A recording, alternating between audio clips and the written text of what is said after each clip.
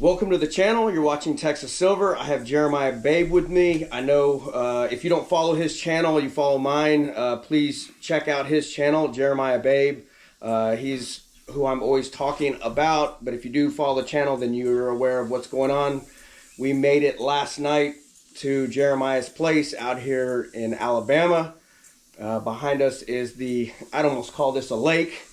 This morning I saw a log that was out there and I was like, oh, is that a gator? And I got Enrique to come out and I was like, no, it's not. And then all of a sudden 2-3 minutes later we see one scooting across the water, and I think he's going to be named Fafo, he or she. So that's F around and find out. But Jeremiah has a beautiful place out here. We got a couple minutes. We're waiting for the equipment to get out here. They're bringing out a skid steer. We got to repair the road. And gorgeous place. Happy to be here. We do have to talk about silver. What do you have, Jeremiah, about the... Well, we'll get back into the markets this week now that we're settled in here. A lot of work to do, but now that we have internet access, got the Starlink set up last night, phenomenal. I can't say enough about Starlink, phenomenal. You live in a rural area, you got to have Starlink. But so yeah, gold and silver up a bit today, which is not surprising. I think it's the calm before the storm. I think we're going to see a huge run in the metals. I don't have a crystal ball, not a mind reader, but all you have to do is connect the dots. Do you think things are going to get better? Do you think the debts are going to get paid off? Do you think the deficits are going to be slashed? I don't. So I would continue to acquire as much as I could. That's what I'm doing. Obviously, I got the heck out of California, even though we have to go back after this and get the rest of our stuff and move it out here, but pretty much moved out here already. Because I just think that things are going to get much, much worse. So I know the news is trying to be optimistic. Some of the news is, some of it isn't. But, you know, as I've said for many, many years, bet against the debt. I don't see the debt going away. And I think that that's going to be the ultimate weapon used against the United States to really hurt this country. They've got so many people now, debt slaves. So many people are so indebted they're never going to get out, including the federal government. So that's another thing too. The Fed is absolutely stuck in a corner. They're damned if they do, damned if they don't. So this video we're going to talk about, I get this question, is when am I going to sell my gold and silver? Bill Holter, what he has told me is he recommends not selling it. I guess I don't even know if it'd be a sell. I think it's going to be a trading one asset for another. But until we have a currency that we can trust, and we obviously don't have that right now. So my gold, silver is not for sale at the moment. I don't see the point of, say, silver goes to 500 ounce. At that point, I'm not going to go offload my silver just to hold fiat. So what I'm doing is I'm going to wait until I feel there's another asset like real estate that is undervalued. My metals are overvalued, and then your purchasing power is going to be tons times X of what it is today.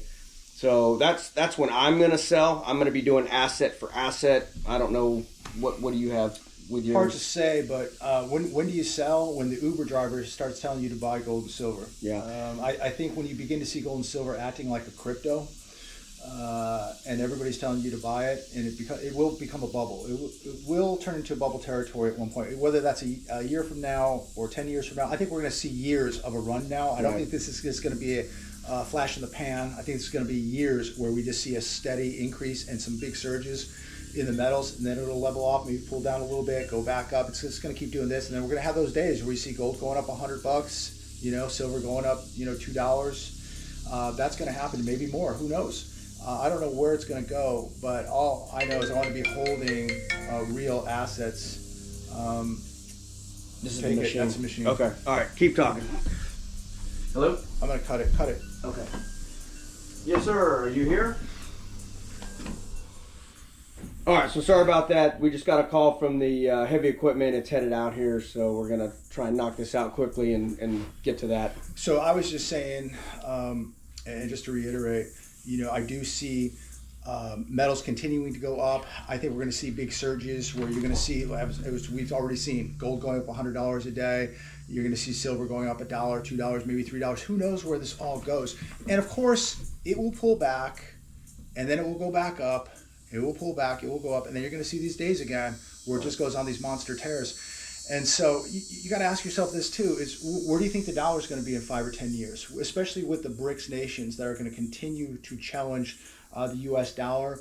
They're going to continue to do everything in their power to avoid using dollars. They're going to be using their own money. They're going to. We're talking gold and silver now going to be used. They're going to be trading in these currencies, buying in their currencies, their new financial systems. There could be cryptos backed by gold. God knows where this is all going to be in 5 or 10 years. But one thing we do know, and it doesn't take a genius to figure this out, the dollar is dying. And I think you have to have dollars right now too. I'm not telling you not to have dollars. I have dollars. But dollars are a dying breed. And I think at some point, people are going to measure their wealth in ounces and not dollars. And it's not that gold and silver are going up. It's just that the dollar continues to go down, continues to buy less. Your purchasing power is being absolutely eroded. And this is why we're going to be in a society where you have nothing and you really won't be happy. Yeah, so I think $8 silver, $800 gold's not happening. Could it pull back low 30s, maybe even high 20s? Maybe, but I just don't see that happening. I keep hearing that this is going to be probably a decade bull market in commodities. Yeah. So I think they're going to keep going. And if you get a nice pullback, those are the days to buy. Yeah. Because at the end of the day, do you think gold and silver are going to be less next year on this day, a year from now, than they are right now? I don't think so. No, I don't think so. I think it's just absolutely impossible now. The world is awake to what's happening to the U.S. dollar. The world's losing faith in America. The world's sick of sanctions, the 9,000 sanctions we have across the globe. Look, I think this administration is trying. I think this administration has America first. But I don't think that the administration really understood just how bad things really were. And I don't even think that they understand, even to this point, how bad the debt really is. And the debt is much worse than they're telling us. I think that they thought they could fix it, or maybe they can slow it down a little bit. But I think we're just too far gone. And at this point now, it's about just surviving. I think, honestly, they do know. And they're doing everything to put on a show that we tried everything to do this. I mean, I could be wrong on that, but the president's not dumb. He knows what's going on. He understands gold. He talks about gold all the time. He's done deals for gold. He understands gold. So I think they know exactly what's going on, but they're, for whatever reason, trying to band-aid it. It's a good point, and you don't want to cause panic. You cause right. panic. Oh, that was chaos, the other thing I was going to say. Global markets will crash overnight. Right. Look, I like what the administration's doing as far as trying to get jobs back to America, trying to get manufacturing back. But it's, we're getting a lot of promises from a lot of companies that they're going to invest, billions of dollars. But, are they really going to do that? And time is running out. How long till these factories get built? Some are being built right now. There's some really good things happening. But is it enough? Do we have another 2, 3, 4 years to wait for more factories to be built? And, another question is, do people even really want to work? Half this country, I think, doesn't even really want to work. Yeah. Just remember, I know we haven't said this yet, but this is not financial advice. This is just what we're doing. So we're not talking out loud. Yeah, we're not financial planners or anything like that. But I did watch a video, and pretty big channel. And the gentleman, he normally doesn't even talk about this. I'm not going to mention the channel, but he started talking gold and silver. And I think for the most part, he understood it. He got it. But then, he was kind of talking about how the gold and silver were just preservation of wealth, that you're never really going to gain purchasing power. And I kind of have issue with that. I'm going to give you some examples. So I did this on chat. But in 1970, and the reason why I grabbed 1970 is this is right before Nixon went off the gold standard. Gold was $35.94 an ounce is what this is saying. So a medium price of a house in 1970 took 653 ounces of gold to buy a house, medium house. Now fast forward to 2025, medium price is 441,000, give or take, and it takes 132 ounces of gold. So what that tells me is if you held the gold from 1970 instead of buying a house and you held it all the way to 2025, you could buy 4 to 5 houses with that gold. So I think it holds but also increases over time your purchasing power. Yeah, well, the question is now, it may be the only purchasing power. Right. Because if nobody wants fiat monopoly money, what else is there? Right. There's just gold and silver. And, obviously in the 70s, right after the gold standard, all that, I'm sure gold, it took that big jump. I think it was up into the 80s. Don't quote me on that, and it pulled back. But I think we're at the point where if you buy it now, it's going to be, we're getting to the exponential. I watched a video last week, I believe it was in Dubai. And when you see the Middle East and how much gold they sell in the Middle East and how they cherish it, and many of these countries that have been around much longer than America have a lot of respect to gold. They cherish gold. They know gold is the ultimate money. Everybody in the world knows what it is. But when you look at the Middle East too, and many other parts of the world, they know what gold is. People here, I mean, you watch those videos where the guy, do you want a candy bar or do you want a silver eagle? Right. And people will go, I'll take the candy bar, Right. I mean, this is just how dumb we have become. The rest of the world isn't as dumb as we think they are.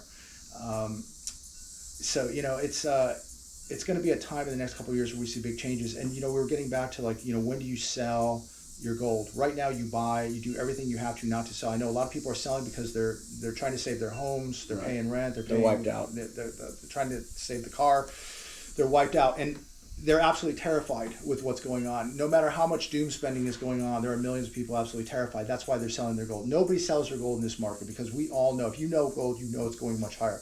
But when do you sell it? Yeah, the Uber driver is buying it, or buying shares of it.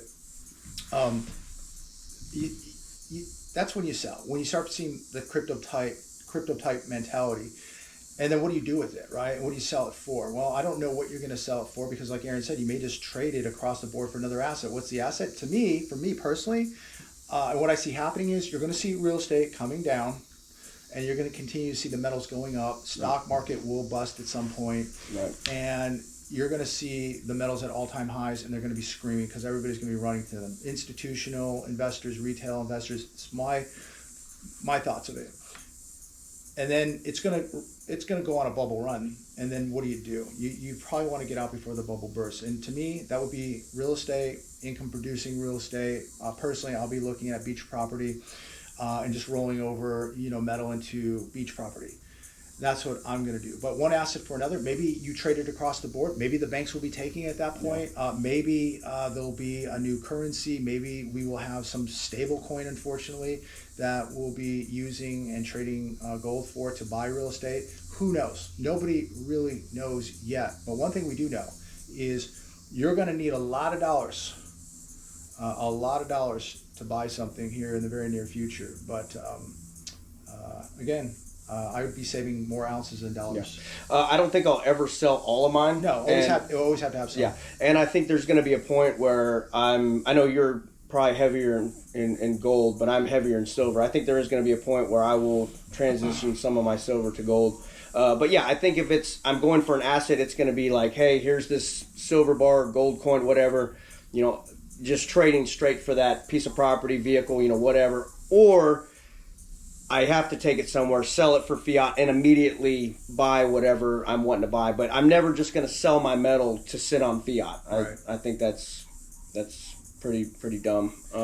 So what do we do now? I mean, to me, put some cash away. You got to have some cash. But I would continue stacking as much metal as possible. Remember, it will never and can never be worth zero. 5,000-year history. It's never been worth zero. It's gone through every economic collapse, Great Depression, World War, famine, plague, you name it.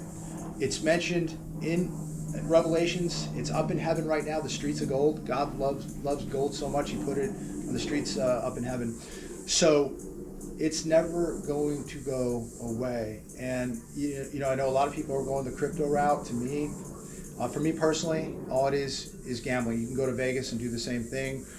People are going to gamble, and I think these people are going to wake up one day and they're going to freak out because we've seen many, many times, especially Bitcoin, watching Bitcoin, trading with the NASDAQ, trading with the markets get crushed.